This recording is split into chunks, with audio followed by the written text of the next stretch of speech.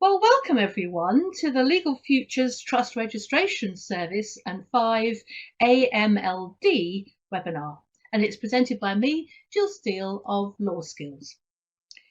The changes to the registration of trusts by the coming into force of the 5th Anti-Money Laundering Directive will, I regret to tell you, produce a lot of extra work for trust administrators. And whilst we still await detailed guidance, preliminary work on your trust portfolio is a must. And I will repeat that because during the course of this session, you'll see why. So my aim in this webinar is just to look at the rules, obviously what's new, but also which trusts will have to be registered and which will not, of which there's quite a long list.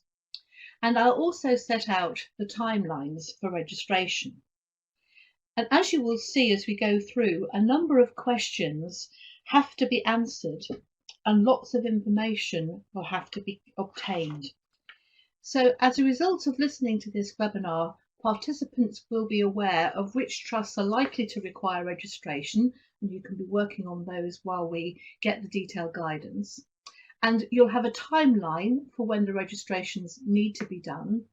And obviously you'll have shared any of the available guidance that is out there at the moment. So to this end, I've broken down the webinar into 5 areas.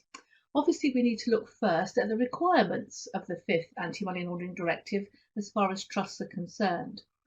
And you'll see from that there is a list of excluded trusts which I will examine with you. And then, of course, from that, we have to try and work out which trusts, therefore, must be registered if they don't come within the list of excluded trusts. And again, you can be working on identifying those.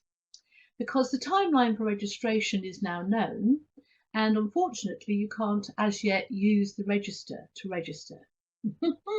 So you've got to use the time available to get ready for registration, because you perhaps, depending on the size of your department, won't have an awful lot of time if you have an awful lot of trusts. So I think that's the thing to work out now.